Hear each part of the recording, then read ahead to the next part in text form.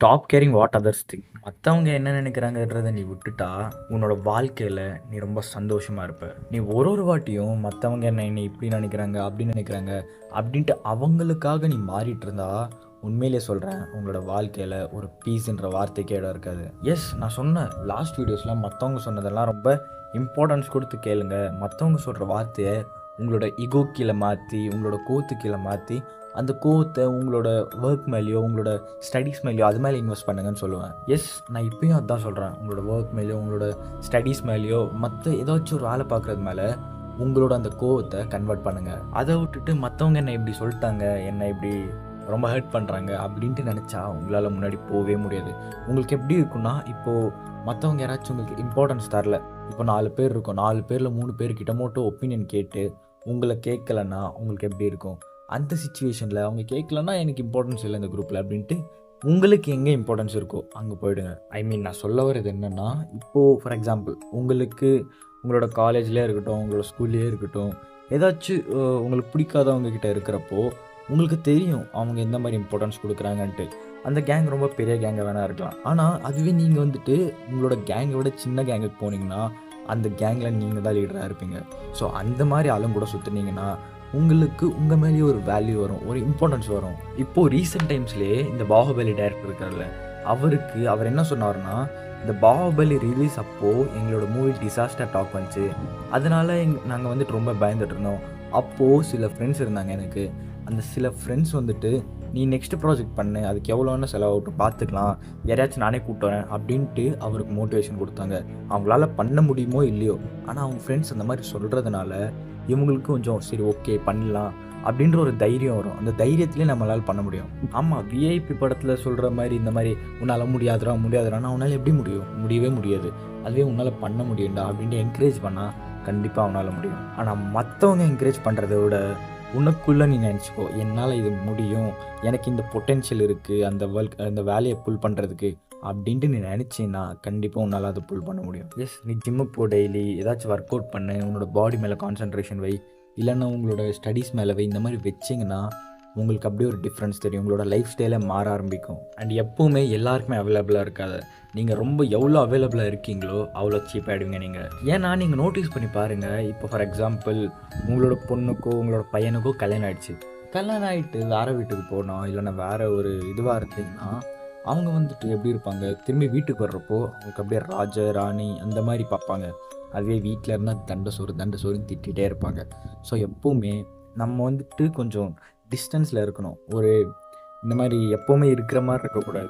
இந்த மாதிரி இவன் வருவான், இவனுக்கு ஏதாச்சும் பண்ணணும், இந்த மாதிரி ஒரு வேல்யூ கொடுக்குற மாதிரி உங்களோட கேரக்டர் நீங்கள் மெயின்டைன் பண்ணிக்கிட்டீங்கன்னா உங்களால் நீங்கள் என்ன நினைக்கிறீங்களோ அதெல்லாம் பண்ணுவாங்க. அவங்க உங்களுக்கு ஒரு இம்பார்ட்டன்ஸ் தருவாங்க. அதே மாதிரி தான் ஃப்ரெண்ட்ஸ்கிட்ட சுற்றுறப்போ எப்போவுமே சுற்றாதீங்க. எப்போயாச்சும் ஒரு நாள் போனீங்கனாலும் அங்கே போகிறப்போ ஃபார் எக்ஸாம்பிள் டீ வாங்குறாங்க இல்லைன்னா ஏதாச்சும் பண்ணுறாங்க, அப்போது அவங்க ஸ்பான்சர் பண்ணுறேன் அப்படின்னு கேட்குறப்போ பண்ணுங்கள், சரிங்களா? அப்படின்ட்டு எல்லா வாட்டியும் இல்லை, ஒரு வாட்டி பண்ணுங்கள், இங்கே போகிறப்பெல்லாம் பண்ணுங்கள். ஸோ அவங்களுக்கே புரியும், சரி ஓகே இவன் தான் இவனை கூப்பிடணும் அப்படின்ட்டு அவங்களே நினச்சி உன்னை வா வா வா அப்படின்னு கூப்பிட்டுனே இருப்பாங்க. அண்ட் இதே மாதிரி தான் பொண்ணுங்களாக இருந்தாலும் சரி, பசங்களாக இருந்தாலும் சரி, யார்கிட்ட எவ்வளோ இருக்கணுமோ அவ்வளோ இருக்கணும்.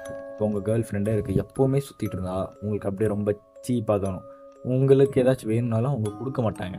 அதுவே நீங்கள் வந்துட்டு ரொம்ப நாட்கள் கழித்து போனீங்கன்னா உங்களுக்கு அது வாங்கி கொடுக்குறது, இது வாங்கி கொடுக்குறது, அந்த மாதிரி ஏதாச்சும் பண்ணுவாங்க. ஸோ இந்த மாதிரி எல்லாம் தெரிஞ்சு வச்சு. அண்ட் மெயினாக இப்போ நீங்கள் ஒரு பொண்ணை சைட் அடிக்கிறீங்கன்னா, அந்த பொண்ணை சைட் அடிக்கிறது எப்படி அடிக்கணும், ஒரு 1 வீக் இல்லைன்னா 1 மந்த் அந்த பொண்ணு அப்படியே சுற்றுங்க.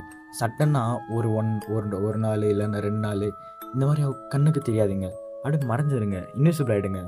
அதுக்கப்புறம் 3rd டேவோ 4th டேவோ கிட்ட போயிட்டு உங்களுக்கு என்ன தோணுதோ அதை சொல்லிவிடுங்க. அண்ட் உங்கள் எதிரிங்க, ஐ மீன் உங்களோட எனிமீஸ் இருக்கிற இடத்துல நீங்கள் எப்படி இருக்கணும் தெரியுமா? இப்போ உங்களோட எனிமீஸ் ஒரு கேங் ஆஃப் எனிமீஸ் இருக்காங்க எங்கேயோ உங்கள் ஸ்டெப்ஸ்கிட்டே இருக்கட்டும். இங்கே கிளாஸுக்கு போன ஃபஸ்ட் ஃப்ளோரில் அவங்க கிரவுண்ட் ஃப்ளோர் ஸ்டெப்ஸுக்கிட்ட இருக்காங்க. ஸோ நீங்கள் அந்த டைமில் உங்களோட கேங்கெல்லாம் கூப்பிட்டு போக தேவையே இல்லை.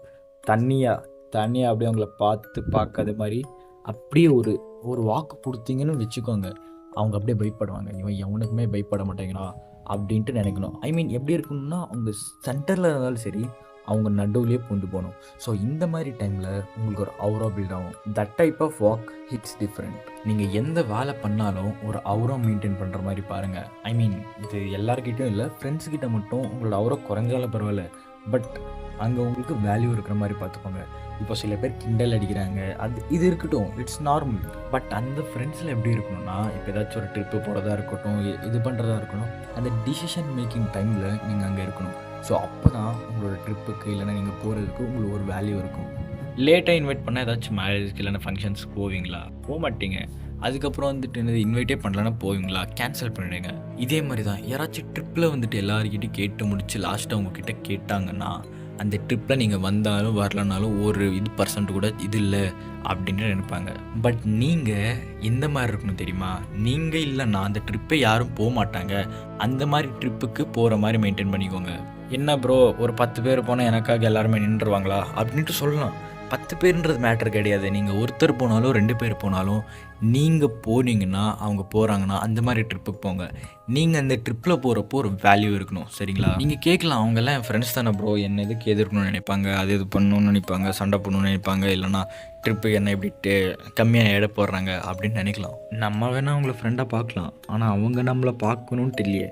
ஸோ நம்மளை ஃப்ரெண்டாக பார்க்குறவங்கக்கிட்ட நம்ம உண்மையாக இருந்தால் போதும். யார் இருந்தால் என்ன, யார் இல்லைன்னா என்ன. இதே தான் மகாபாரதத்திலும் கிருஷ்ணர் சொல்லியிருக்காரு. How can I fight with my own people Krishna அப்படின்ட்டு சொல்கிறப்போ கிருஷ்ணர் சொல்லியிருக்காங்க, உனக்கு எதிரில் இருந்துட்டு உன்னையே கொல்லுன்னு நினைக்கிறப்போ அவங்க எப்படி உன்னோட நண்பர்கள் இல்லைனா உன்னோட ரிலேட்டிவ்ஸ் ஆவாங்க அப்படின்ட்டு சொல்லுவாங்க. ஸோ இந்த மாதிரி டைமில் நம்ம மற்றவங்களை எதிர்க்கிறதுல தப்பே இல்லைன்னு சொல்லியிருக்காங்க. உங்ககிட்ட வர்ற வரைக்கும் உங்களோட பிரச்சனை இல்லை. அதுவே ஒரு வாட்டி உங்கள் பிரச்சனை உங்கள் கிட்ட வந்துருச்சுன்னா அந்த பிரச்சனையை எது நடந்தாலும் விடாதீங்க. இன்னொரு இம்பார்ட்டண்ட்டான விஷயம் எதுன்னா, இப்போ ஏதாச்சும் ஒரு வேலை பண்ணுறீங்கன்னா அந்த வேலையை சீரியஸாக எடுத்துப்பாங்க. அது விளையாடுறதா இருந்தாலும் சரி, இல்லைன்னா ஏதாச்சும் வேலை பார்க்குறதா இருந்தாலும் சரி, எந்த வேலை பண்ணாலும் அந்த வேலையில் சீரியஸாக இருங்க. சீக்கிரமாக கற்றுக்கோங்க. உங்களுக்கு தெரியலன்னா கூட சீக்கிரமாக கற்றுக்கோங்க. வாழ்க்கையில் சில டைம் நமக்கு பிடிச்சவங்களே நம்மக்கிட்ட சண்டை போடுறதுக்கு முன்னாடி வருவாங்க. இது ஏன் நடக்க தெரியுமா? நீங்கள் அவங்கள உங்களுக்கு பிடிச்சவங்களா பார்க்குறீங்க, ஒரு பெஸ்ட் ஃப்ரெண்டை பார்க்குறீங்க. ஆனால் அவங்க அந்த மாதிரி பார்க்க மாட்டாங்க. உங்களோட பின்னாடி போய் பேசுகிறதா இருக்கட்டும், வேறு எது பேசுகிறதா இருக்கட்டும், உங்களை ஒரு ஃப்ரெண்டாகவே நோட்டீஸ் பண்ண மாட்டாங்க. அவங்க ஜஸ்ட் நீங்கள் தெரிஞ்சவங்க அவ்வளோதான். மற்றவங்ககிட்ட எவ்வளோ உங்களோட பேக்கில் பேசணுமோ அவ்வளோ பேசுவாங்க. எல்லாரும் சொல்லுவாங்க, தூக்கத்தில் பேசுகிறது தான் உண்மை, உங்களை பற்றி என்ன நினச்சிருக்காங்களோ அந்த தூக்கத்தில் சொல்லிவிடுவான் அப்படின்ட்டு. அதெல்லாம் கிடையாது. தூக்கத்தில் கூட அவங்க சொல்ல மாட்டாங்க. அதுவே இன்னொரு ஃப்ரெண்ட் இருப்பாங்க, அவங்களோட க்ளோஸ் ஃப்ரெண்டுன்ட்டு. அவங்க ஃப்ரெண்டுக்கிட்ட சொல்லுவாங்க பாரு உங்களோட பின்னாடி, எப்பா இவ்வளோ நாள் பெஸ்ட் ஃப்ரெண்டை பார்த்த நீங்கள் ஒரே வாட்டி அவங்கள வெறுத்துருவீங்க வாழ்க்கையில். அண்ட் இன்னொரு முக்கியமான விஷயம், எனக்கு தெரிஞ்சவங்க என்ன நினைக்கிறாங்கன்னா, இந்த யூடியூப்பில் போடுற கண்டென்ட் எல்லாம் என்னோடய ஓன் லைஃப்னு நினைக்கிறாங்க. சிலது ஓன் லைஃப் தான், நான் ஒத்துக்கிறேன். பட் இன்னும் சிலது வந்துட்டு என்னோடய ஃப்ரெண்டுங்களோட லைஃப், இந்த மாதிரி அவங்களோட லைஃப் எக்ஸ்பீரியன்ஸ் என்கிட்ட சொல்கிறத வச்சு நான் போட்டிருக்கேன் இந்த வீடியோ. ஸோ பர்சனலாக என்னோடய எக்ஸ்பீரியன்ஸ் அவ்வளோவா இருக்காது. நான் என்னோடய எக்ஸ்பீரியன்ஸ் இருக்கிறது நான் உங்களுக்கு ஆல்ரெடி சொல்லியிருப்பேன், இது என்னோடய லைஃப்பில் எக்ஸ்பீரியன்ஸ் பண்ணியிருக்கேன் அப்படின்ட்டு. ஸோ அந்த வீடியோஸ் மட்டும்தான் என்னோடய பர்சனல் எக்ஸ்பீரியன்ஸ். இந்த மாதிரி வீடியோஸில் இது வந்துட்டு எங்களோட ஃப்ரெண்ட்ஸோட எக்ஸ்பீரியன்ஸ்னு நான் சொல்லுவேன். அண்ட் இதில் சிலது என்னோடய எக்ஸ்பீரியன்ஸ் கூட இருக்குது. பட் அவ்வளோ நடக்கலை இது என்னோடய லைஃப்பில். சில பேர் பண்ணியிருப்பாங்க, பட் அவங்கள நான் கேர் கூட பண்ண மாட்டேன். என்ன வேணால் சொல்லிட்டு போட்டோம், எவன் என்ன நினச்சா எனக்கு என்ன அப்படின்ற வாழ்கிற டைப்பு நான். மோடி பற்றி நிறைய வீடியோஸ் தான் வருது, ஏஐ ஜென்ரேட்டடாக அவன் விட்டு போடான், இந்த மாதிரியெல்லாம் நிறைய வருது. ஆனால் மோடிக்கு ஒரு இது கூட போகலையே. ஸோ எவன் என்ன நினச்சா நமக்கு என்ன சொல்லுங்கள்? நம்மளோட வாழ்க்கை நம்ம எப்படி வாழ்கிறோமோ அது மாதிரி தான் இருக்கும். இப்போ உங்களோட வாழ்க்கையில் நீங்கள் சந்தோஷமாக இருக்கணும்னா நீங்கள் 100% சந்தோஷமாக இருப்பீங்க. அதுவே நீங்கள் இல்லை நான் ரொம்ப சோகமாக இருக்கேன் அப்படின்ட்டு நினச்சிங்கன்னா கண்டிப்பாக நீங்கள் சோகமாக தான் இருப்பீங்க. நீங்கள் உங்களோட வாழ்க்கையை எந்த பெர்ஸ்பெக்டிவில் பார்க்குறீங்களோ உங்களோட வாழ்க்கையும் அதே பெர்ஸ்பெக்டிவில் தான் இருக்கும். நீங்கள் உங்களுக்கு இம்பார்ட்டன்ஸ் தர்றவங்க கிட்ட போனால் நீங்கள் ரொம்ப வேல்யூபிளாக தெரிவிங்க. வாழ்க்கையில் யாருமே உண்மையானவங்களே இருக்க மாட்டாங்க. உங்ககிட்ட யார் உண்மையாக இருக்காங்கன்றது உங்களோட மனசே சொல்லும். அப்படின்ட்டு யார்கிட்டையுமே நீங்கள் நம்புறவங்க கிட்ட இருக்கட்டும், உங்களோட பர்சனல்ஸ், உங்களோட சீக்ரெட் எதுவுமே அவ்வளோ சொல்லாதீங்க. ஏன்னா எந்த டைமில் யார் இந்த மாதிரி மாறுவாங்கன்ட்டு சொல்லவே முடியாது. ஏன்னா எல்லாருமே மனுஷங்க, சரிங்களா? அவங்களோட ரூபம் எப்போ வேணால் மாறும். சின்ன வயசுலேருந்து ஒன்றா சாப்பிட்டு ஒன்றா வளர்ந்து பக்கத்து பெஞ்சில் உட்காந்து இந்த மாதிரி எல்லாம் ஒன்றா போயிட்டு ஏன் ரெஸ்ட் ரூம் போகிறப்ப கூட ஒன்றா தான் போவோம். அந்த மாதிரி இருக்கிறப்போ ஒருத்தர் வந்துட்டு உங்களை ஏமாத்துறாங்கன்னா அது வந்துட்டு அவங்களோட ஓனாக அவங்க எடுத்த நிர்ணயம் கிடையாது. அது அவங்களுக்கு அதுக்குள்ளே ஏதாச்சும் ஒரு அவங்களுக்கு வேண்டியது இருக்கும். இப்போது ஃபார் எக்ஸாம்பிள் ஒருத்தர் கமிட் ஆகிட்டாங்க, நீங்கள் வந்துட்டு அந்த பையன்கிட்டே அந்த பொண்ணுக்கிட்டே உங்களோட சீக்ரெட்ஸ் எல்லாம் சொல்கிறீங்க. பட் அவங்க எப்படி இருப்பாங்க தெரியுமா அந்த டைமில்? அது அவங்களோட தப்பு கிடையாது. இவங்கக்கிட்ட நான் இன்னும் கொஞ்சம் பேசணும் அப்படின்ட்டு இந்த மாதிரி காசிப்ஸ் இருக்கும் பார்த்தீங்களா? அந்த காசிப்ஸ் எல்லாம் அவங்கக்கிட்ட சொல்லிவிடுவாங்க. ஸோ எப்போவுமே யாரை நம்புறீங்களோ இல்லைங்களோ இந்த கமிட் ஆனவங்கள மட்டும் நம்பவே நம்பாதீங்க. ஏன்னா கண்டிப்பாக அந்த விஷயம் லீக் ஆகிடும். நீங்கள் அது எவ்வளோதான் சீக்ரெட்டாக இருந்தாலும், நீங்கள் சத்தியமே போட்டாலும் அந்த பொண்ணோ அந்த பையனோ அவங்க 2 பேருக்குள்ளே அது கண்டிப்பாக இருக்கும். அண்ட் அந்த 2 பேர் இன்னொரு 2 பேருக்கு சொன்னால் அந்த மாதிரி போயினே இருக்கும். ஸோ சொல்லவே சொல்லாதீங்க. உங்களுக்கு சீக்ரெட்னா அது உங்களுக்குள்ளேயே இருக்கட்டுமே சீக்ரெட். ஏன் வெளியே சொல்கிறீங்க?